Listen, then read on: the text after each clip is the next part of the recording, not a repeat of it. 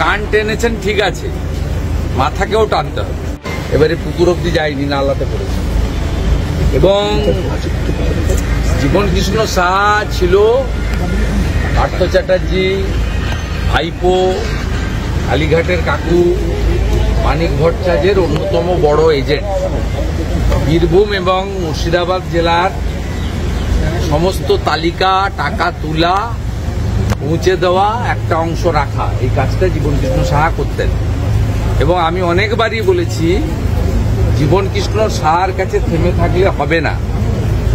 জীবন কৃষ্ণ সাহা কান্দি, নবগ্রাম, খড়গ্রাম এইসব এলাকার এমএলএদের দিয়ে তালিকা তৈরি করা, টাকা তোলা এবং সেই লোকেদেরকে টাকার বিনিময়ে চাকরি পাইয়ে দেওয়ার কাজ করেছেন। কান টেনেছেন ঠিক আছে, মাথাকেও টানতে হবে। সুনীলবাবু, যখনই এই ধরনের ঘটনা ঘটে, এদের অ্যারেস্ট করা হয়, এদেরকে বাড়িতে রেড হয়, তখনই শাসক দলের তরফ থেকে বলা হয় যে ইলেকশন আসছে, তাই ইডি সিবিআই সক্রিয়। এরা মনে হয় তো 21-এর পরে অ্যারেস্ট ছিল। এবং আপনারা সবাই জানেন যে ক্রাইমের ক্ষেত্রে সিবিআই ইনভেস্টিগেশন করে, কিন্তু যেখানে মানি লন্ডারিং থাকে সেখানে পিএমএলএ অ্যাক্ট ইমপ্লিমেন্ট হয়, সেক্ষেত্রে সিবিআইর সাথে সাথে ইডিও ইনভেস্টিগেশন করতে পারে, আইনে বলা আছে। অতএব এদের যখন অ্যারেস্ট করা হয়েছিল তখন কোনো নির্বাচন ছিল না, এবং মূলত কলকাতা হাইকোর্টের নির্দেশেই করা হয়েছিল। এবং এই তদন্ত আটকানোর জন্য পশ্চিমবঙ্গের চোর সরকার সুপ্রিম কোর্টে গেছিল, সুপ্রিম কোর্ট থেকে কিন্তু কোনো স্থগিতাদেশ দেওয়া হয়নি। এবং এই স্ক্যামটা কন্ট্রোল পুরোপুরি হাইকোর্টে করছে। হাইকোর্ট এই জন্য সিবিআইয়ের সিট বানিয়ে দিয়েছিল, এবং সিটের কোন অফিসার লিডারশিপ দেবেন এটাও কিন্তু সিবিআইয়ের হাতে ছিল না। সিবিআইকে 3টে নাম দিতে বলা হয়েছিল, তার মধ্যে একটা নামকে চুজ করে দেওয়া হয়েছে। তাই এসব কথা বলে সবাই দৃশ্যগুলো দেখছে। এর আগে প্রাচীরে ঝোলা, পুকুরে ফেলা, পাম্প বেসিন বসিয়ে পুকুর থেকে মোবাইল তোলা, আজকেও কিভাবে ছুটে পালাচ্ছিল সবাই দেখেছে। শাসক দল যখন বলছে রাজনীতি করছে, শাসক দলের এটাও বলা উচিত ছিল যে কেন জীবন কৃষ্ণ সাহা ছুটে পালাতে গেল। সে যদি বিপ্লবী হয়ে থাকে, রাজনৈতিক সংগ্রামী হয়ে থাকে, তাহলে তার ফেস করা উচিত সামনে দাঁড়িয়ে। কেন তিনি একটা মোবাইল দিয়ে আরেকটা মোবাইল নালাতে ফেললেন, অস্বীকার করছিলেন। এ তো পরিষ্কার সবার চোখের সামনে ধরা পড়েছে যে একটা সম্পূর্ণ নিজে দোষী, সেটা তিনি আজকে সবার সামনে এক্সপোজ করে দিয়েছেন। Not only ED but also the people of West Bengal. মাথা কবে সে আমি জানবো না, আমাদের তো কোনো রোল নেই এখানে। ED, CBI, high court, Supreme Court বলতে পারে না। মানে আপনার দীর্ঘদিনের অভিজ্ঞতা এবং যা দেখছেন, তাতে কি মনে হয় বিজেপি সরকারে পশ্চিমবঙ্গের জনগণ আনুক, এরা কেউ বাইরে থাকবে না, এরা সব ভিতরে থাকবে।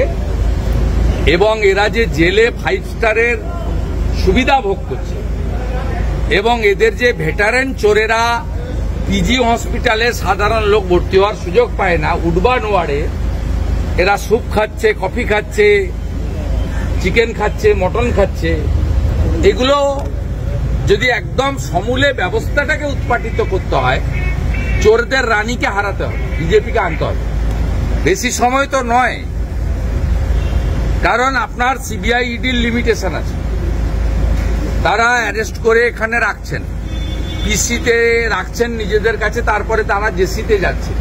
জেসিতে তারা যেদিন যা দরকার, অষ্টমীর দিন লুচি ছোলার ডাল, দশমীর দিন পাঁঠার ঝোল, সবই খাচ্ছেন।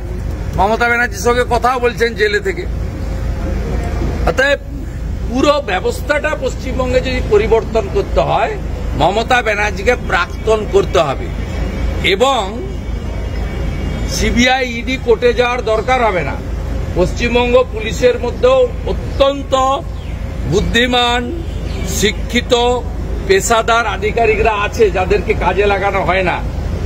বিজেপির যে সরকার আগামী দিনে মানুষ আনতে চলেছে এপ্রিল মাসে, সেই সরকার এখানকার পুলিশ সিআইডিকে দিয়ে, দক্ষ পুলিশ আধিকারিকদেরকে কোন রকম হস্তক্ষেপ ছাড়াই এই চোরেদের একেবারে মূলোৎপাটনের কাজ করবে, যাতে ছিন্নমূলের শিকড়টাও কোথাও না থাকে, পার্মানেন্ট সলিউশন করে দেবে।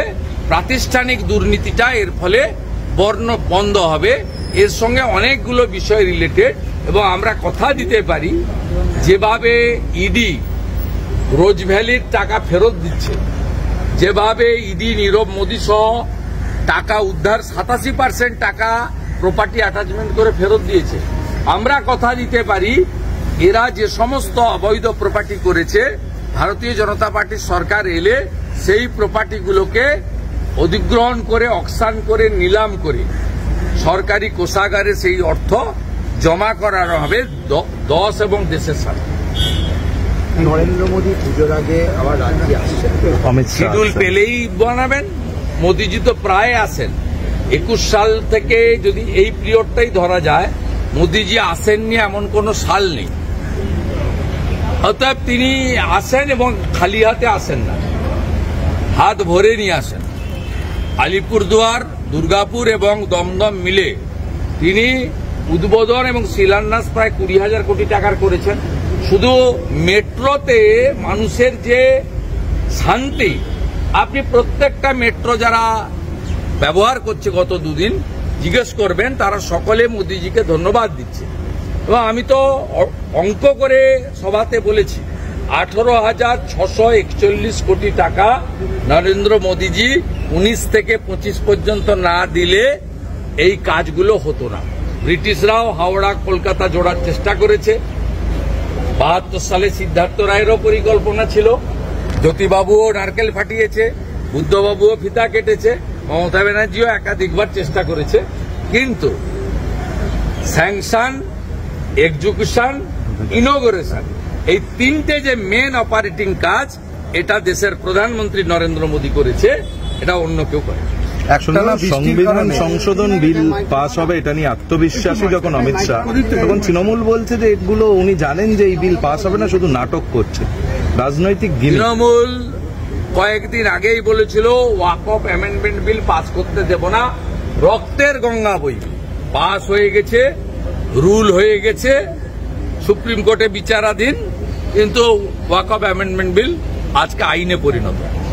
সিএ যেদিন আসে লাগাতার বলেছে সহনাগরিক কিসের সিএ, সিএ এর গুরুত্বটা সেদিনই বাংলার মানুষ দেখল যেদিন পাহেলগামে হিন্দু বলে বিটান অধিকারীকে মারল, তার স্ত্রী বাংলাদেশ থেকে ধর্মীয় কারণে এসেছিলেন, তাকে যখন সিটিজেনশিপ অ্যামেন্ডমেন্ট অ্যাক্টের আওতায় সহনাগরিকের মর্যাদা ভারত দিল, সেদিন সবাই দেখল যে মমতা মিথ্যাবাদী।